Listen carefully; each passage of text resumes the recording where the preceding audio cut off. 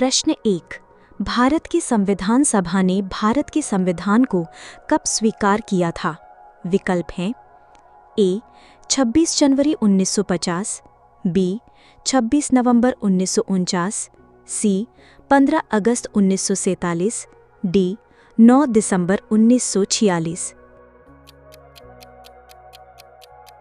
सही उत्तर है बी 26 नवंबर 1949। 26 नवंबर 1949 वो ऐतिहासिक दिन था जब संविधान सभा ने अपना काम पूरा कर लिया और भारत के संविधान को अंतिम रूप से स्वीकार कर लिया।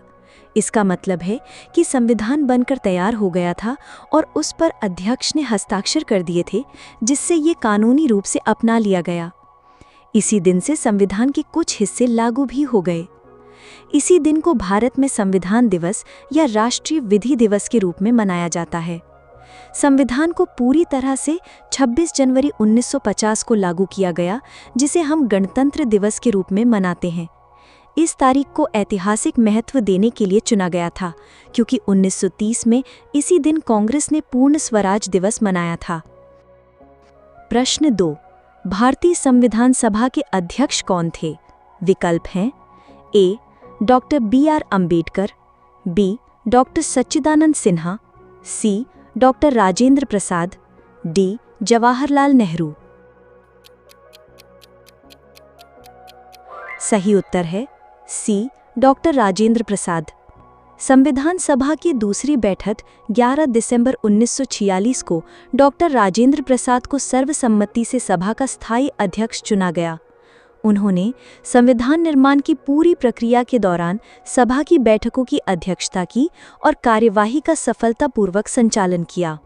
संविधान सभा की पहली बैठक 11 दिसंबर 1946 को हुई थी, जिसमें फ्रांसीसी प्रथा का पालन करते हुए सबसे वरिष्ठ सदस्य डॉक्टर सच्चिदानंद सिन्हा को अस्थायी अध्यक्ष बनाया गया था। Doctor B.R. अम्बेडकर प्रारूप समिति के अध्यक्ष थे, जो संविधान का मसौदा तैयार करने वाली सबसे महत्वपूर्ण समिति थी। प्रश्न 3। भारत का संविधान बनने में कुल कितना समय लगा? विकल्प हैं ए 3 साल 10 महीने 5 दिन, बी 2 साल 11 महीने 18 दिन, सी 2 साल 10 महीने 18 दिन, डी 3 साल 11 महीने 5 दिन। सही उत्तर है बी 2 साल 11 महीने 18 दिन। भारत का संविधान दुनिया का सबसे लंबा लिखित संविधान है। इसे बनाने की प्रक्रिया बहुत व्यापक और विस्तृत थी, जिसमें विभिन्न देशों के संविधानों का अध्ययन, व्यापक बहस और विचार विमर्श शामिल था।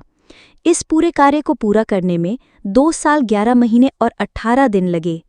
इस दौरान संविधान सभा के कुल 11 सत्र आयोजित किए गए, जो 165 दिनों तक चले। संविधान निर्माताओं ने लगभग 60 देशों के संविधानों का अध्ययन किया था और संविधान के मसौदे पर 114 दिनों तक विचार विमर्श हुआ। प्रश्न 4। भारतीय संविधान की प्रारूप समिति के अध्यक्ष कौन थे? विकल्प हैं ए Sardar Vallabh Bhai Patel, B doctor B.R. Ambedkar, C Jawaharlal Nehru, D K.M. Munshi. सही उत्तर है बी डॉक्टर B.R. अम्बेडकर। प्रारूप समिति का काम संविधान का मसौदा तैयार करना था। Doctor B.R. अम्बेडकर को उनकी कानूनी विशेषज्ञता और गहन ज्ञान के कारण इस सबसे महत्वपूर्ण समिति का अध्यक्ष बनाया गया। उनके नेतृत्व में समिति ने संविधान का पहला मसौदा तैयार किया, जिस पर बाद में सभा में चर्चा हुई।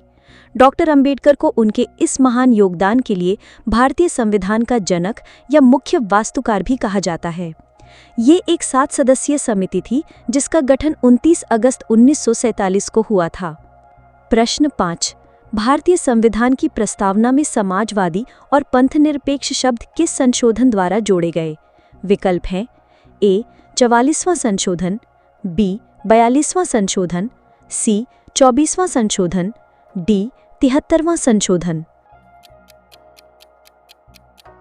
सही उत्तर है बी 42वां संशोधन। 1976 में इंदिरा गांधी की सरकार द्वारा किए गए 42वें संविधान संशोधन ने प्रस्तावना में बड़े बदलाव किए। इस संशोधन के माध्यम से 3 नए शब्द समाजवादी, पंथनिरपेक्ष और अखंडता जोड़े गए, ताकि संविधान के सामाजिक और धर्मनिरपेक्ष चरित्र को और भी अधिक स्पष्ट किया जा सके। ये प्रस्तावना में किया गया अब तक का एकमात्र संशोधन है। इस संशोधन को लघु संविधान भी कहा जाता है क्योंकि इसने संविधान के कई हिस्सों में व्यापक बदलाव किए थे। प्रश्न 6। भारतीय संविधान के किस भाग को उसकी आत्मा की संज्ञा दी गई है? विकल्प है ए मूल अधिकार, बी राज्य की नीति निर्देशक तत्व, सी प्रस्तावना, डी नागरिकता। सही उत्तर है सी प्रस्तावना। प्रस्तावना संविधान के सार, उसके लक्ष्यों और दर्शन को प्रस्तुत करती है। ये बताती है कि हमारा संविधान क्यों बनाया गया है और हम कैसा भारत बनाना चाहते हैं। इन्हीं महान आदर्शों के कारण इसे संविधान की आत्मा कहा जाता है क्योंकि ये पूरे संविधान को एक दिशा और उद्देश्य प्रदान करती है। प्रसिद्ध न्यायविद न्यायपालिकीवाला ने प्रस्तावना को संविधान का परिचय पत्र कहा था। हालांकि डॉक्टर B.R. अम्बेडकर ने अनुच्छेद 32 संवैधानिक उपचारों का अधिकार को संविधान का हृदय और आत्मा कहा था, क्योंकि ये वो अनुच्छेद है जो मौलिक अधिकारों को लागू करने की गारंटी देता है। ये अनुच्छेद सामाजिक समानता स्थापित करने की दिशा में एक राज्यकारी कदम है। प्रश्न 7। संपत्ति के अधिकार को किस संविधान संशोधन द्वारा मूल अधिकारों की सूची से हटा दिया गया? विकल्प है ए 42वां संशोधन 1976, बी 44वां संशोधन 1978, सी 52वां संशोधन 1985, डी 61वां संशोधन 1979। सही उत्तर है बी 44वां संशोधन 1978। प्रारंभ में संपत्ति का अधिकार एक मौलिक अधिकार था, लेकिन सामाजिक आर्थिक सुधारों जैसे भूमि सुधार को लागू करने में ये एक बाधा बन रहा था। इसलिए 1978 में मोरारजी देसाई की जनता पार्टी सरकार द्वारा 44वें संशोधन के माध्यम से इसे मौलिक अधिकारों की सूची से हटा दिया गया। अब ये संविधान के भाग 12 में अनुच्छेद 300A के तहत एक कानूनी अधिकार है, विधिक अधिकार है, मौलिक अधिकार नहीं। इसका मतलब है कि सरकार कानून के अधिकार के बिना किसी को भी उसकी संपत्ति से वंचित नहीं कर सकती, लेकिन यह अब एक अलंघनीय मौलिक अधिकार नहीं है। प्रश्न 8। भारतीय संविधान का कौन सा अनुच्छेद अस्पृश्यता का अनुमूलन करता है? विकल्प है ए अनुच्छेद 15, बी अनुच्छेद 16, सी अनुच्छेद 17, डी अनुच्छेद 18। सही उत्तर है सी अनुच्छेद 17। ये अनुच्छेद सामाजिक समानता स्थापित करने की दिशा में एक राज्यकारी कदम है। ये छुआछूत को पूरी तरह से समाप्त करता है और किसी भी रूप में इसके पालन को एक दंडनीय अपराध घोषित करता है। ये एक ऐसा मौलिक अधिकार है जो किसी भी शर्त के बिना सभी पर लागू होता है। संसद ने इस अनुच्छेद को प्रभावी बनाने के लिए नागरिक अधिकार संरक्षण अधिनियम 1955 और SC/ST अत्याचार निवारण अधिनियम 1989 जैसे कठोर कानून बनाए हैं। ये महात्मा गांधी के सामाजिक सुधारों के सपनों को साकार करता है। प्रश्न 9। Doctor B.R. अम्बेडकर के अनुसार भारतीय संविधान का कौन सा अनुच्छेद संविधान का हृदय और आत्मा है?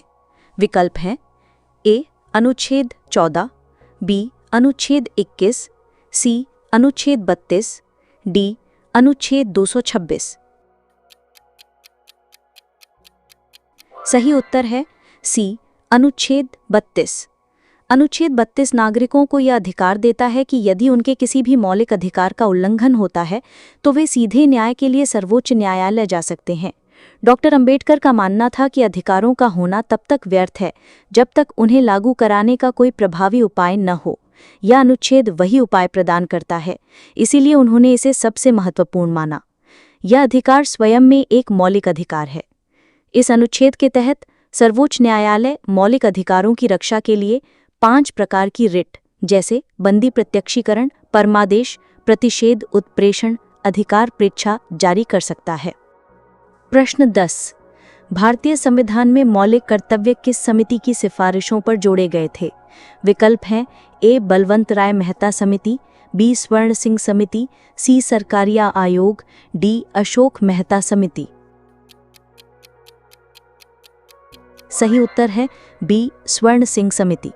मूल संविधान में नागरिकों के कर्तव्यों का उल्लेख नहीं था। आपातकाल 1975 से 77 के दौरान यह महसूस किया गया कि अधिकारों के साथ साथ नागरिकों के कुछ कर्तव्य भी होने चाहिए। इसके लिए 1976 में सरदार स्वर्ण सिंह समिति का गठन किया गया, जिसकी सिफारिशों के आधार पर संविधान में मौलिक कर्तव्यों को शामिल किया गया। इन्हें 42वें संविधान संशोधन 1976 द्वारा संविधान के एक नए भाग 4A और अनुच्छेद 51A में जोड़ा गया। ये पूर्व सोवियत संघ USSR के संविधान से प्रेरित हैं और इनकी प्रकृति गैर न्यायोचित है, यानी इनके उल्लंघन पर आप कोर्ट नहीं जा सकते। प्रश्न 11। भारतीय संविधान का कौन सा अनुच्छेद 6 से 14 वर्ष के बच्चों के लिए शिक्षा के अधिकार से संबंधित है? विकल्प है A अनुच्छेद 20, B अनुच्छेद 21, C अनुच्छेद 21A, D अनुच्छेद 22। सही उत्तर है C अनुच्छेद 21A। यह अनुच्छेद घोषित करता है कि राज्य 6 से 14 वर्ष के सभी बच्चों को निःशुल्क और अनिवार्य शिक्षा प्रदान करेगा। ये प्रावधान शिक्षा को हर बच्चे का मौलिक अधिकार बनाता है, जिससे कोई भी बच्चा शिक्षा से वंचित ना रह सके। इसे 86वीं संविधान संशोधन अधिनियम 2002 द्वारा अटल बिहारी वाजपेयी सरकार के समय संविधान में जोड़ा गया था। इस संशोधन ने संविधान में 3 जगह बदलाव किए: अनुच्छेद 21A मौलिक अधिकार, अनुच्छेद 45 नीति निर्देशक तत्व और अनुच्छेद 51A के 11वां मौलिक कर्तव्य। प्रश्न 12। भारतीय संविधान में वर्तमान में कुल कितने मौलिक कर्तव्य हैं? विकल्प है A 8, B 10, C 11, D 12। सही उत्तर है C 11। जब 1976 में मौलिक कर्तव्यों को जोड़ा गया था, तब उनकी संख्या 10 थी। बाद में 2002 में 86वें संविधान संशोधन द्वारा एक और कर्तव्य जोड़ा गया, जिससे इनकी कुल संख्या 11 हो गई। ये 11वां कर्तव्य माता पिता या अभिभावकों पर अपने बच्चों को शिक्षा के अवसर प्रदान करने की जिम्मेदारी डालता है। 10 कर्तव्य 42वें संशोधन 1976 द्वारा जोड़े गए। 11वां कर्तव्य 86वें संशोधन 2002 द्वारा जोड़ा गया, जो 6 से 14 वर्ष के बच्चों की शिक्षा से संबंधित है। भारतीय संविधान में राज्य के नीति निर्देशक तत्व किस देश के संविधान से लिए गए हैं? विकल्प हैं A Britain, B Ireland, C संयुक्त राज्य अमेरिका, D कनाडा। सही उत्तर है D आयरलैंड। नीति निर्देशक तत्व वे सिद्धांत हैं जिन्हें देश का कानून और नीतियां बनाते समय सरकार को ध्यान में रखना चाहिए। यह एक तरह से सरकार के लिए नैतिक निर्देश हैं। यह प्रेरणादायक अवधारणा भारतीय संविधान निर्माताओं ने आयरलैंड के संविधान से अपनाई है। इनका उल्लेख संविधान के भाग 4 में अनुच्छेद 36 से 51 तक किया गया है। इनका मुख्य उद्देश्य भारत में एक लोक कल्याणकारी राज्य वेलफेयर स्टेट की स्थापना करना है, न कि केवल एक पुलिस राज्य की। प्रश्न 14। भारतीय संविधान का कौन सा अनुच्छेद ग्राम पंचायतों के संगठन से संबंधित है? विकल्प है A अनुच्छेद 38, B अनुच्छेद 39, C अनुच्छेद 40, D अनुच्छेद 41। सही उत्तर है C अनुच्छेद 40। यह अनुच्छेद गांधीवादी दर्शन का प्रतीक है। यह राज्य को निर्देश देता है कि वह गांवों में पंचायतों का गठन करे और उन्हें इतनी शक्तियां दे कि वे स्थानीय स्वशासन की इकाइयों के रूप में प्रभावी ढंग से काम कर सकें। इसका उद्देश्य सत्ता का विकेंद्रीकरण और जमीनी स्तर पर लोकतंत्र को मजबूत करना है। इसी अनुच्छेद को साकार करने के लिए 73वां संविधान संशोधन अधिनियम 1992 पारित किया गया, जिसने पंचायती राज व्यवस्था को संवैधानिक दर्जा प्रदान किया। इस संशोधन के माध्यम से संविधान में भाग 9 और 11वीं अनुसूची जोड़ी गई। प्रश्न 15। भारत के राष्ट्रपति पर महाभियोग यानी कि इम्पीचमेंट की प्रक्रिया किस अनुच्छेद में दी गई है? विकल्प है A अनुच्छेद 52, B अनुच्छेद 60, C अनुच्छेद 61, D अनुच्छेद 72। सही उत्तर है C अनुच्छेद 61। महाभियोग राष्ट्रपति को उनके पद से हटाने की बहुत ही जटिल और विशेष संसदीय प्रक्रिया है। यह प्रक्रिया केवल संविधान के उल्लंघन के आधार पर ही शुरू की जा सकती है। यह प्रक्रिया इतनी कठोर इसलिए बनाई गई है ताकि राष्ट्रपति के पद की गरिमा बनी रहे और उन्हें राजनीतिक कारणों से आसानी से न हटाया जा सके। यह एक अर्धन्यायिक प्रक्रिया है प्रस्ताव संसद के किसी भी सदन में शुरू किया जा सकता है, लेकिन इसके लिए सदन के 1/4 सदस्यों के हस्ताक्षर आवश्यक हैं और राष्ट्रपति को 14 दिन का नोटिस देना होता है। आज तक भारत के किसी भी राष्ट्रपति पर महाभियोग नहीं लगाया गया है। प्रश्न 16। भारत का राष्ट्रपति अपना त्यागपत्र किसे सौंपता है? विकल्प हैं ए. भारत के मुख्य न्यायाधीश, बी. प्रधानमंत्री, सी. उपराष्ट्रपति, डी. लोकसभा अध्यक्ष। सही उत्तर है सी. उपराष्ट्रपति। संविधान के अनुच्छेद 56 के अनुसार यदि भारत के राष्ट्रपति अपनी कार्यकाल के पूरा होने से पहले अपना पद छोड़ना चाहते हैं तो वे अपना लिखित त्यागपत्र उपराष्ट्रपति को सौंपते हैं। यह एक संवैधानिक प्रक्रिया है ताकि सत्ता हस्तांतरण सुचारू रूप से हो सके। जैसे ही उपराष्ट्रपति को त्यागपत्र मिलता है, उनकी यह जिम्मेदारी होती है कि वे इसकी सूचना तुरंत लोकसभा अध्यक्ष को दें। यदि उपराष्ट्रपति का पद भी खाली हो तो राष्ट्रपति अपना त्यागपत्र भारत के मुख्य न्यायाधीश को सौंप सकते हैं। प्रश्न 17। भारत के किस राष्ट्रपति को मिसाइल मैन के नाम से जाना जाता है? विकल्प है ए. डॉक्टर राजेंद्र प्रसाद, बी. डॉक्टर सर्वपल्ली राधाकृष्णन, सी. Doctor APJ Abdul Kalam, D. Pranab Mukherjee. सही उत्तर है doctor APJ Abdul Kalam. Doctor APJ Abdul Kalam राष्ट्रपति बनने से पहले एक महान वैज्ञानिक और एरोस्पेस इंजीनियर थे। उन्होंने भारत के मिसाइल और परमाणु हथियार कार्यक्रमों के विकास में महत्वपूर्ण भूमिका निभाई। अग्नि और पृथ्वी जैसी मिसाइलों के विकास में उनके नेतृत्व के कारण उन्हें प्यार से मिसाइल मैन ऑफ इंडिया कहा जाता है। वे भारत के 11वें राष्ट्रपति 2002 से 2007 थे और उन्हें जनता के राष्ट्रपति पीपल्स प्रेसिडेंट के रूप में भी जाना जाता है। उन्हें 1997 में भारत के सर्वोच्च नागरिक सम्मान भारत रत्न से सम्मानित किया गया था। प्रश्न 18। संघ की कार्यपालिका शक्ति किसमें निहित है? विकल्प हैं ए. प्रधानमंत्री, बी. राष्ट्रपति, सी. मंत्रिपरिषद, डी. संसद। सही उत्तर है बी. राष्ट्रपति। संविधान के अनुच्छेद 53 के अनुसार केंद्र सरकार की सभी कार्यकारी शक्तियां औपचारिक रूप से राष्ट्रपति में निहित होती हैं। देश के सभी कार्य, संधियां और समझौते राष्ट्रपति के नाम पर ही किए जाते हैं। वे भारत के औपचारिक प्रमुख यानी हेड ऑफ स्टेट होते हैं। हालांकि भारत में संसदीय प्रणाली है, इसलिए राष्ट्रपति केवल नाम मात्र के कार्यकारी प्रमुख होते हैं। वास्तविक कार्यकारी शक्ति प्रधानमंत्री की अध्यक्षता वाली मंत्रिपरिषद में निहित होती है, जो राष्ट्रपति को सलाह देती है। प्रश्न 19। भारत के प्रधानमंत्री की नियुक्ति कौन करता है? विकल्प है ए. राष्ट्रपति, बी. उपराष्ट्रपति, सी. भारत के मुख्य न्यायाधीश, डी. लोकसभा अध्यक्ष। सही उत्तर है ए. राष्ट्रपति। संविधान के अनुच्छेद 75 में स्पष्ट रूप से कहा गया है कि प्रधानमंत्री की नियुक्ति राष्ट्रपति करेंगे। हालांकि राष्ट्रपति अपनी मर्जी से किसी को भी नियुक्त नहीं कर सकते। वे लोकसभा में बहुमत प्राप्त दल या गठबंधन के नेता को ही प्रधानमंत्री के रूप में नियुक्त करने के लिए बाध्य है। प्रधानमंत्री की सलाह पर ही राष्ट्रपति अन्य मंत्रियों की नियुक्ति करते हैं। प्रधानमंत्री राष्ट्रपति और मंत्रिपरिषद के बीच की संचार की मुख्य कड़ी होते हैं। प्रश्न 20। संसद के 2 सत्रों के बीच अधिकतम कितना अंतराल हो सकता है? विकल्प है ए. 3 महीने, बी. 4 महीने, सी. 6 महीने, डी. 9 महीने। सही उत्तर है सी. 6 महीने। संविधान यह अनिवार्य करता है कि संसद का एक सत्र समाप्त होने और अगले सत्र के शुरू होने के बीच 6 महीने से अधिक का समय नहीं होना चाहिए। ये प्राविधान ये सुनिश्चित करने के लिए है कि संसद की बैठकें नियमित रूप से होती रहें और वह सरकार के कामकाज पर निरंतर निगरानी रख सके। इस नियम का मतलब है कि संसद को एक वर्ष में कम से कम 2 बार मिलना ही चाहिए।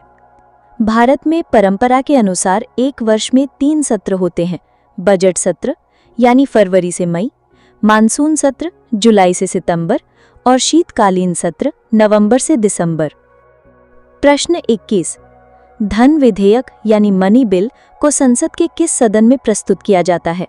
विकल्प हैं ए केवल लोकसभा में, बी केवल राज्यसभा में, सी किसी भी सदन में, डी दोनों सदनों की संयुक्त बैठक में। सही उत्तर है ए केवल लोकसभा में। धन विधेयक विशेष रूप से कर लगाने, हटाने या सरकारी खर्चों से संबंधित होता है।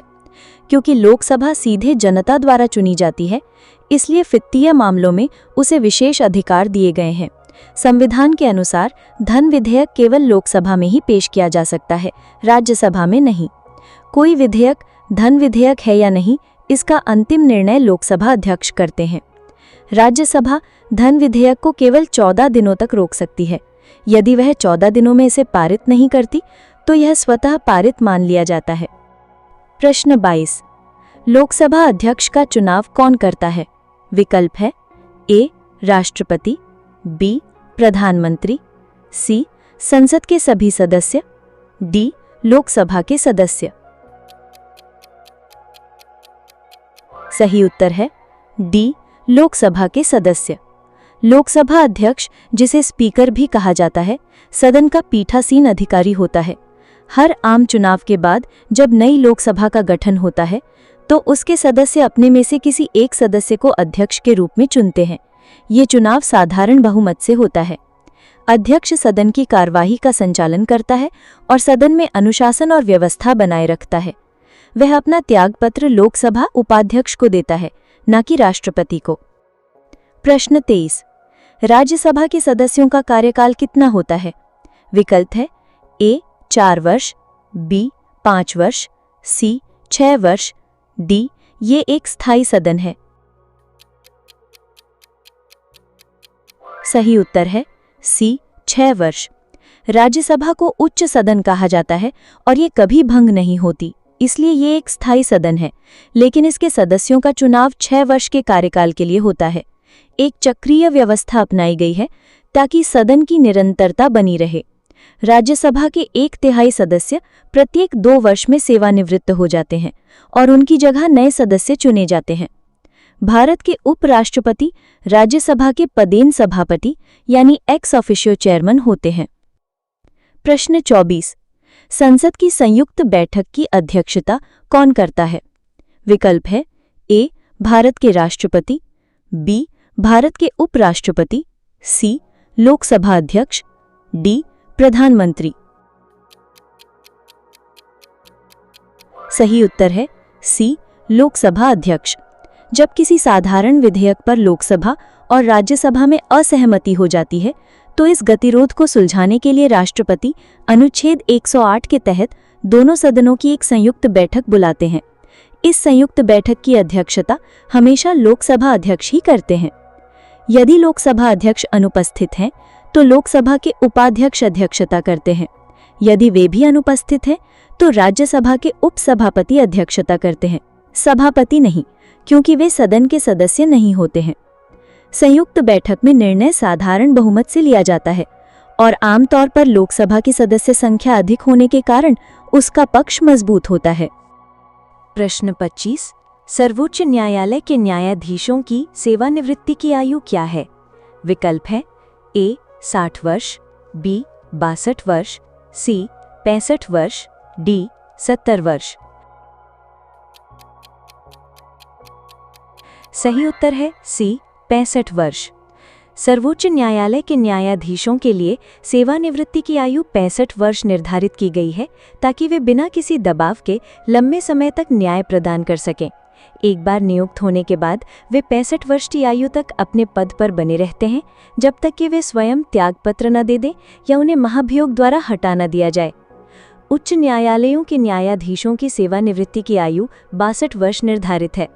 संविधान में न्यायाधीशों के लिए किसी न्यूनतम आयु का उल्लेख नहीं है। प्रश्न 26। भारतीय संविधान का संरक्षक यानी गार्जियन किसे कहा जाता है? विकल्प है ए संसद, बी राष्ट्रपति, सी प्रधानमंत्री, डी सर्वोच्च न्यायालय। सही उत्तर है डी सर्वोच्च न्यायालय। सर्वोच्च न्यायालय को ये महत्वपूर्ण जिम्मेदारी दी गई है कि वो संविधान के प्रावधानों की रक्षा और व्याख्या करे।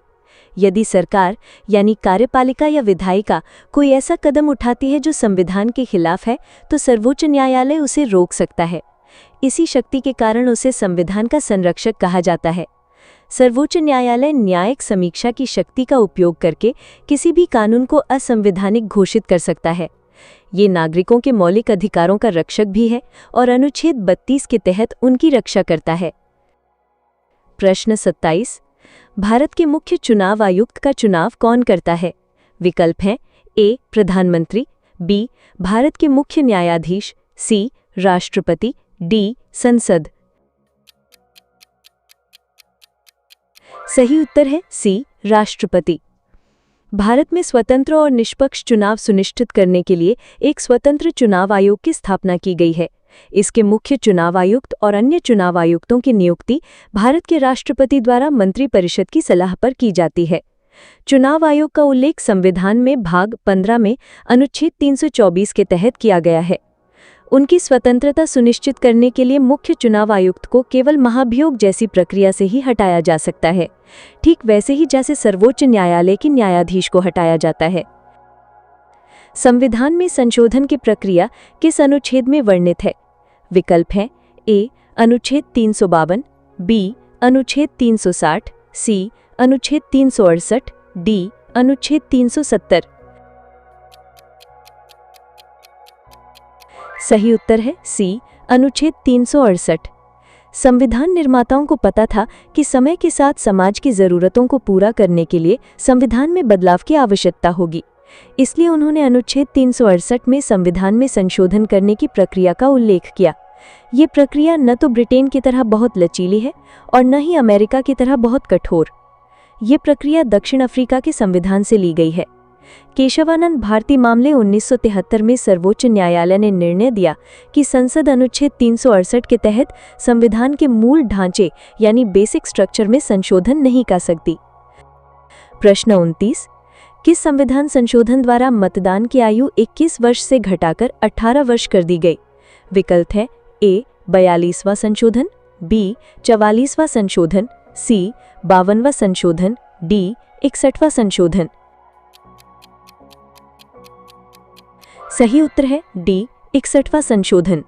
1988 में राजीव गांधी सरकार ने देश के युवाओं को राजनीतिक प्रक्रिया में अधिक भागीदारी देने के उद्देश्य से 61वां संविधान संशोधन पारित किया।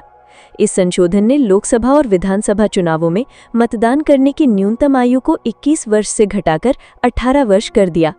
ये संशोधन 1989 में लागू हुआ और इसने संविधान के अनुच्छेद 326 में संशोधन किया। इसके कारण 1989 के आम चुनावों में बड़ी संख्या में युवा मतदाताओं ने पहली बार मतदान किया। प्रश्न 30। नीति आयोग का अध्यक्ष कौन होता है? विकल्प है ए. राष्ट्रपति, बी. प्रधानमंत्री, सी. वित्त मंत्री, डी. गृह मंत्री। सही उत्तर है बी. प्रधानमंत्री। 1 जनवरी 2015 को मोदी सरकार ने 65 साल पुराने योजना आयोग को समाप्त कर उसके स्थान पर नीति आयोग का गठन किया। ये भारत सरकार का प्रमुख नीतिगत थिंक टैंक है। इसकी संरचना के अनुसार भारत के प्रधानमंत्री इसके पदेन अध्यक्ष होते हैं। नीति का पूर्ण रूप national institution for transforming India यानी राष्ट्रीय भारत परिवर्तन संस्थान है।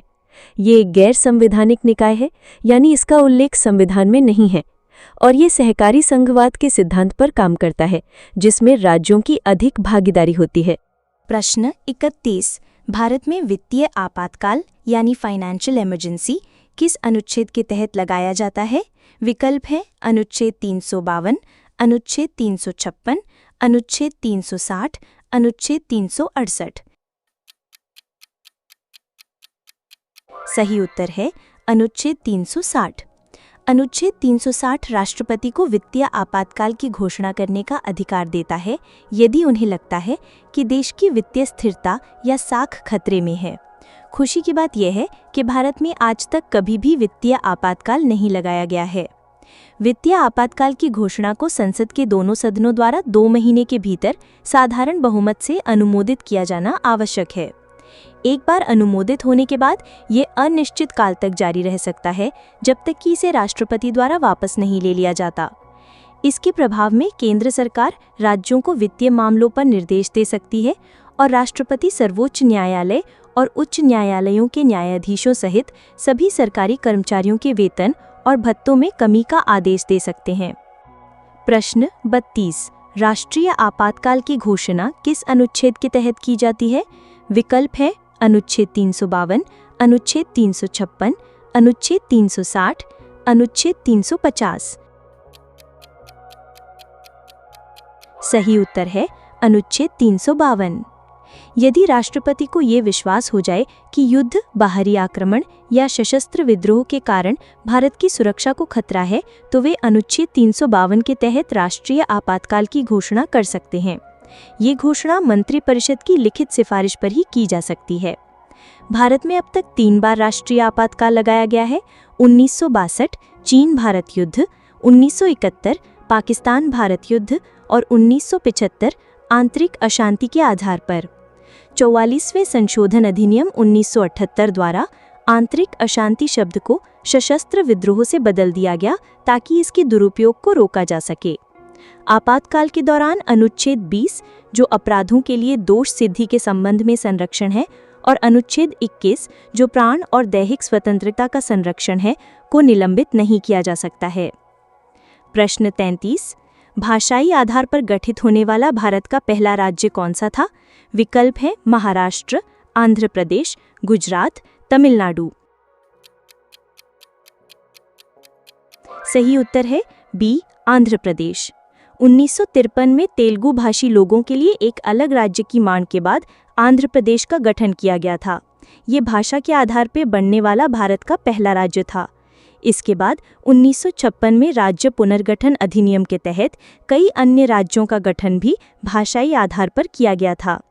आंध्र प्रदेश राज्य का गठन पोट्टी श्री रामुलु के आमरण अनशन और उनकी मृत्यु के बाद हुए हिंसक प्रदर्शनों के परिणाम स्वरूप हुआ था।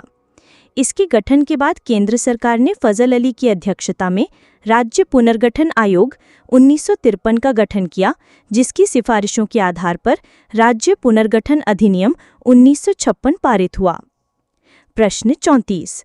भारतीय संविधान की 8वीं अनुसूची में कितनी भाषाओं को मान्यता दी गई है? विकल्प है 18, 20, 22 या 24। सही उत्तर है सी, 22। भारतीय संविधान की 8वीं अनुसूची भारत की आधिकारिक भाषाओं से संबंधित है। प्रारंभ में इसमें 14 भाषाएं थीं, लेकिन विभिन्न संशोधनों के बाद अब इसमें 22 भाषाएं शामिल हैं। इन भाषाओं को सरकार द्वारा संरक्षण और प्रोत्साहन दिया जाता है। सिंधी को 21वें संशोधन 1967 द्वारा जोड़ा गया। कोंकणी, मणिपुरी और नेपाली को 71वें संशोधन 1992 द्वारा जोड़ा गया। बोडो, डोगरी, मैथिली और संथाली को 92वें संशोधन 2003 द्वारा जोड़ा गया। अंग्रेजी इस अनुसूची का हिस्सा नहीं है। प्रश्न 35। सूचना का अधिकार यानी राइट टू इन्फॉर्मेशन एक्ट किस वर्ष लागू हुआ? विकल्प है 2002, 2005, 2009 या 2012। सही उत्तर है बी, 2005। सूचना का अधिकार अधिनियम 2005 में लागू किया गया था। ये कानून भारतीय नागरिकों को सरकारी रिकॉर्ड और सूचनाओं तक पहुंचने का अधिकार देता है, जिससे सरकारी कामकाज में पारदर्शिता और जवाबदेही बढ़ती है। ये अधिनियम जम्मू और कश्मीर को छोड़कर पूरे भारत में 12 अक्टूबर 2005 को लागू हुआ। अब जम्मू कश्मीर पर भी लागू है। इसके तहत प्रत्येक नागरिक को 30 दिनों के भीतर सूचना प्राप्त करने का अधिकार है। अधिनियम के तहत केंद्रीय सूचना आयोग और राज्य सूचना आयोग का गठन किया गया है। प्रश्न 36। भारतीय संविधान के किस संशोधन अधिनियम द्वारा पंचायती राज व्यवस्था को संवैधानिक दर्जा दिया गया? विकल्प है 71वां संशोधन, 72वां संशोधन, 73वां संशोधन या 74वां संशोधन। सही उत्तर है 73वां संशोधन। 73वां संविधान संशोधन अधिनियम 1992 भारत के लोकतांत्रिक इतिहास में एक मील का पत्थर है। इसने पंचायती राज संस्थाओं को संवैधानिक दर्जा प्रदान किया, जिससे ग्रामीण क्षेत्रों में स्थानीय स्वशासन की नींव मजबूत हुई। इस संशोधन के द्वारा संविधान में भाग 9 और 11वीं अनुसूची जोड़ी गई। 11वीं अनुसूची में पंचायतों के लिए 29 कार्यात्मक विषय शामिल हैं। इसने 20 लाख से अधिक आबादी वाले राज्यों के लिए त्रिस्तरीय प्रणाली को अनिवार्य कर दिया। इसने अनुसूचित जातियों, अनुसूचित जनजातियों और महिलाओं के लिए कम से कम 1/3 सीटों के आरक्षण का भी प्रावधान किया। प्रश्न 37। भारतीय संविधान की 12वीं अनुसूची किससे संबंधित है? विकल्प है पंचायतों की शक्तियों से, नगरपालिकाओं की शक्तियों से, केंद्र राज्य संबंधों से या भाषाओं से। सही उत्तर है नगरपालिकाओं की शक्तियों से। 74वें संविधान संशोधन अधिनियम 1992 के माध्यम से 12वीं अनुसूची को संविधान में जोड़ा गया था। इसमें नगरपालिकाओं यानी शहरी स्थानीय निकायों की शक्तियों, अधिकारों और जिम्मेदारियों से संबंधित 18 विषयों का उल्लेख किया गया है, ताकि वे स्वशासन की संस्थाओं के रूप में प्रभावी ढंग से कार्य कर सकें। इस संशोधन ने संविधान में एक नया भाग 9A जोड़ा। ये 3 प्रकार के शहरी स्थानीय निकायों का प्रावधान करता है: नगर पंचायत, नगर परिषद और नगर निगम। प्रश्न 38। त्रिस्तरीय पंचायती राज प्रणाली की सिफारिश किस समिति ने की थी? विकल्प है अशोक मेहता समिति, बलवंत राय मेहता समिति, GVK राव समिति या LM सिंघवी समिति। सही उत्तर है बी, बलवंत राय मेहता समिति। 1957 में गठित बलवंत राय मेहता समिति ने भारत में लोकतांत्रिक विकेंद्रीकरण के लिए त्रिस्तरीय पंचायती राज प्रणाली की सिफारिश की थी। इसमें ग्राम स्तर पर ग्राम पंचायत, ब्लॉक स्तर पर पंचायत समिति और जिला स्तर पर जिला परिषद शामिल हैं। इसी मॉडल को आज पूरे देश में अपनाया गया है। इसकी समितियों की सिफारिशों के आधार पर राजस्थान 2 अक्टूबर 1959 को पंचायती राज लागू करने वाला पहला राज्य बना, यानी कि नागौर जिले में उद्घाटन हुआ। अशोक मेहता समिति 1977 ने द्विस्तरीय प्रणाली की सिफारिश की थी। प्रश्न 39। भारत के नियंत्रक एवं महालेखा परीक्षक की नियुक्ति कौन करता है? विकल्प है प्रधानमंत्री, भारत के मुख्य न्यायाधीश, राष्ट्रपति, वित्त मंत्री। सही उत्तर है सी, राष्ट्रपति। नियंत्रक और महालेखा परीक्षक यानी CAG भारत का सर्वोच्च लेखा परीक्षण संस्थान है। संविधान के अनुच्छेद 148 के अनुसार इनकी नियुक्ति राष्ट्रपति द्वारा की जाती है। इन्हें सार्वजनिक धन का संरक्षक भी कहा जाता है, क्योंकि ये सरकार के सभी खर्चों का हिसाब किताब रखता है। इनका कार्यकाल 6 वर्ष या 65 वर्ष की आयु तक होता है, जो भी पहले हो।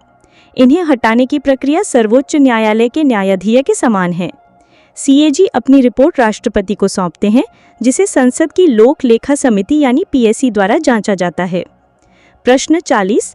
संघ लोक सेवा आयोग यानी UPSC के अध्यक्ष और सदस्यों का कार्यकाल कितना होता है?